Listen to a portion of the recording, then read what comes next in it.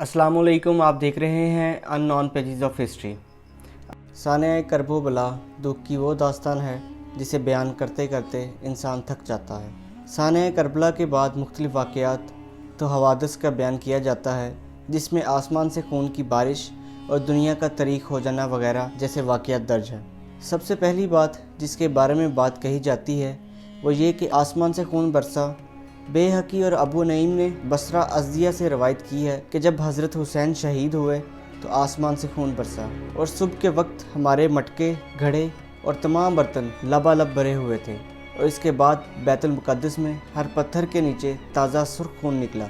बेहकी और अबू नईम ने ज़ाहरी से रवायत की है। ज़ाहरी ने कहा, मुझको खबर पहुंची है कि जिस दिन हुसैन शहीद हुए बैतुल मुक़द्दस में जिस पत्थर को उठाया जाता था इसके नीचे ताज़ा सुर्ख खून निकलता था और 3 दिन तक अंधेरा छाया रहा।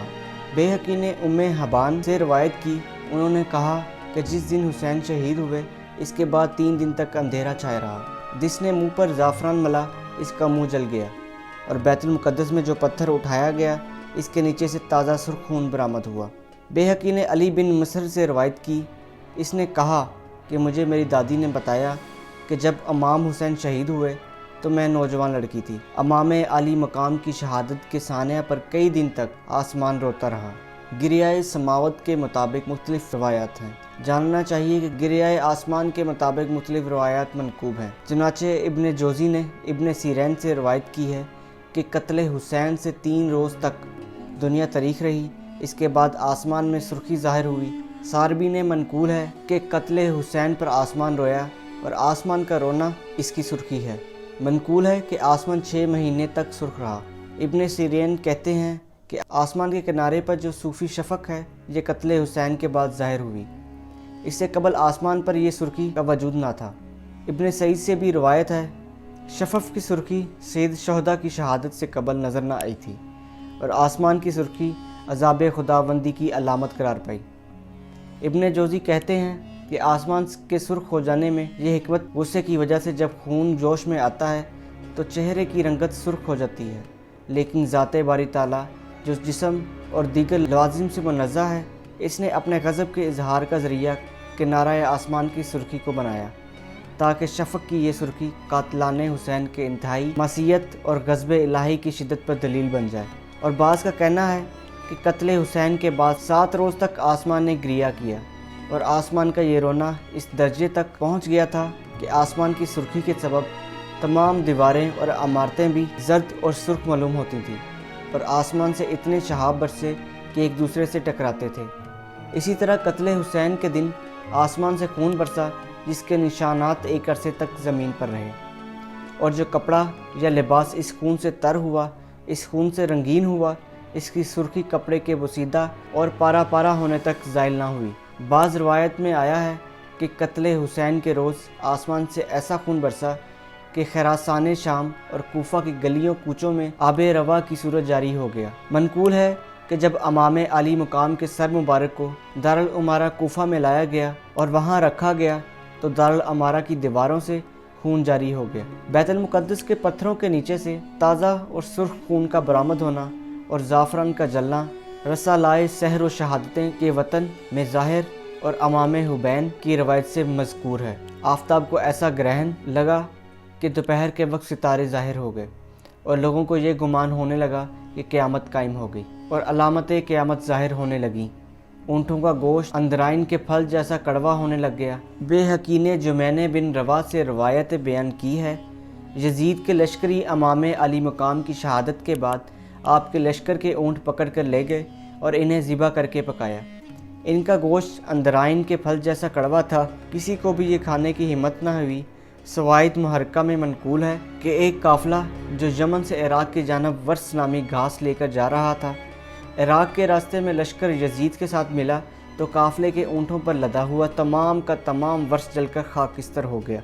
बाज़ों का कहना है कि वो वर्स जो कातिलाने हुसैन के लश्कर में था जलकर खाक हो गया, और जिन ऊँटों को ज़िबा किया गया था इनके गोश्त में से ज़ियात भड़क उठी, और इसी तरह के दूसरे इबरत अंगेज़ वाक़यात रोनुमा हुए। अब कातिलाने इमाम अली मकाम के मकलाए अज़ाब होने का कुछ ज़िक्र होता है। بیہقی اور ابو نعیم نے سفیان سے روایت کیا ہے، انہوں نے کہا مجھے میری دادی نے بتایا جس دن امام حسین شہید ہوئے ورث راکھ ہو گئی اور گوشت میں آگ بھڑک اٹھی۔ ابو نعیم روایت کرتے ہیں سفیان نے اپنی دادی سے سنا، اس نے کہا 2 آدمی جو قتل حسین میں شریک تھے ان کا بہت برا حال ہوا، اور ان میں سے تو ایک ایسا تھا کہ اسے اتنی پیاس لگتی کہ پتھال کی پتھال پی جاتا اور اس کی پیاس نہ بجھتی۔ یہ تو وہ دردناک چیزیں ہیں جن کا بیان نہیں کیا جا سکتا، اگر ان کا بیان کیا بھی جائے تو کم و بیش کیا جاتا ہے۔ اس کے ساتھ ہی ساتھ آپ کو ان کے احوال کے بارے میں بتاتے ہیں جو سیران کربلا کے ساتھ پیش آئے۔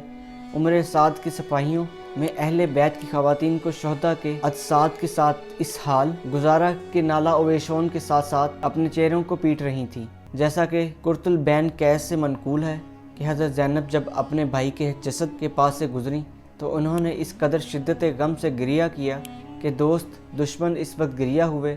مروی ہیں کہ حضرت زینب نے امام حسین کے جستے عطر کے پاس سے گزرتے ہوئے یہ جملات کہے، یا محمد و محمد، آسمان کے فرشتے تم پر درود سلام بھیجتے ہیں۔ یہ حسین دشت میں ہے جس کا بدن خون میں غلطہ اور اس کے اعضائے بدن جدا ہیں۔ اے محمد، آپ کی بیٹیاں اسیر ہیں اور ان کے مقتول زرید کو ہوا چھو رہی ہے۔ راوی کہتا ہے خدا کی قسم یہ نلانے شیوم سن کر دوست و دشمن نے گریہ کیا۔ اہل بیت اور باقی بچ جانے والے اصحاب امام حسین کے ناموں اور تعداد کے بارے میں مورخین کے خلاف پایا جاتا ہے۔ مختلف مصادر میں مذکور اسما امام سجاد، امام باقر، امام حسین کے 2 بیٹے محمد عمر، امام حسن کا بیٹا محمد اور نواسہ زید، اسی طرح حضرت علی کی بیٹیوں میں سے حضرت زینب، فاطمہ اور ام کلثوم، امام حسین کی 4 بیٹیاں سکینہ، فاطمہ، رقیہ اور زینب کا بھی مصادر میں تذکرہ آیا ہے۔ اسی طرح رباب زوجہ امام حسین اور فاطمہ بنت امام حسن کربلا کے اسیروں میں موجود تھیں۔ دشمنوں نے اسیروں کو بے کجارہ اونٹوں پر سوار کیا۔ جب سرائے کوفہ میں داخل ہوئے تو لوگ ان کا تماشا دیکھنے کے لیے جمع ہو گئے تھے۔ درحال یہ کہ کوفہ کی عورتوں ان پر گریہ کر رہی تھیں۔ ازلم بن ستیر نامی شخص کہتا ہے اس وقت میں نے علی بن حسین کو دیکھا جس کی گردن میں توق اور ہاتھ پر سے گردن بندھے ہوئے تھے۔ قدیمی مصادر میں اسرائے اہل بیت کے کوفہ میں داخل ہونے کے بارے میں دقیق معلومات کا ذکر نہیں ہے، البتہ اس حوالے سے شیخ المفید کی بازر برات موجود ہے جن کو مد نظر رکھتے ہوئے یہ کہا جا سکتا ہے کہ سرائے کربلا محرم کی 12 تاریخ کو کوفے میں داخل ہوئے۔ عمر سعد کے سپاہیوں نے کوفہ کے کوچوں سے گزر کرا انہیں قصر عبید اللہ بن زید سے لایا۔ حضرت زینب اور عبید اللہ کے درمیان سخت گفتگو ہوئی اور عبید اللہ نے امام سجاد کا حکم صادر کیا، لیکن حضرت زینب کے اعتراض کرنے اور عبید اللہ اور حضرت زینب کے درمیان تند و تیز لہجے میں گفتگو کے بعد عبید اللہ نے قتل سے سر کے نظر کیا۔ ابن زیاد نے کربلا کے اسیروں کو شمر اور طارق بن محافظ سمیت ایک گروہ کی میت میں شام روانہ کیا۔ بعض تاریخی روایت کے مطابق زائرین کیس بھی ان کے ساتھ تھا۔ کوفہ سے شام تک کے رستے کا دقیق علم نہیں ہے۔ بعض قائل ہیں کہ کوفہ سے شام کے رستے کے درمیان میں موجود امام حسین سے منصوبے مقامت کے ذریعے قافلے کے رستے کو مشخص کیا جا سکتا ہے۔ ان میں سے مقام راشل حسین اور امام زین العابدین دمشق میں حمص، حما، بلبیک، حجر اور طرح نیز ایسے مقامات بھی ہیں جو کافی مشہور ہیں، جیسے عراق کے شہر موصل میں مقام راشل حسین۔ ہروی کے مطابق یہ تمام 7ویں صدی ہجری تک موجود تھا۔ ترکی کے شہر نسین میں مسجد امام زین العابدین اور مقام راشل حسین، اس وقت یہ شہر ترکی میں موجود ہے۔ کہا گیا ہے کہ اس جگہ امام حسین کے سر مبارک کے خون کا اثر یہاں موجود رہا۔ ہروی نے اس مقام کو مشل نقطہ کے نام سے ذکر کیا ہے۔ اللہ ابن عاصم اور خارزمی کے بقول عبید اللہ بن زیاد کے سپاہیوں نے اسیران کربلا کو کوفہ سے شام تک کوشش و پردے کے بغیر اس طرح شہر شہر لے کر گئے جس طرح ترک و نیلم کے کافر قیدیوں کو لے جاتے تھے اور قیدیوں کو پابند کلوز زنجیر دیکھا کرتے تھے۔ امام سجاد سے منسوب روایات میں ابن زیاد کا قیدیوں سے برتاؤ یوں منقول ہوا ہے کہ علی بن حسین کو ایک لاغر نہیں فود پر آسان پر سوار کیا گیا کہ آسمان حسین کا سر نیز پر قیدی عورتوں ان کے پیچھے اور نیزے بردران کے اعتراف میں موجود تھے۔ حضرت امام کی آنکھوں سے آنسو جاری ہوتا تو ان کے سر پر نیزے مارتے۔ یہاں تک کہ اسی حالت میں اس شام میں داخل ہوئے۔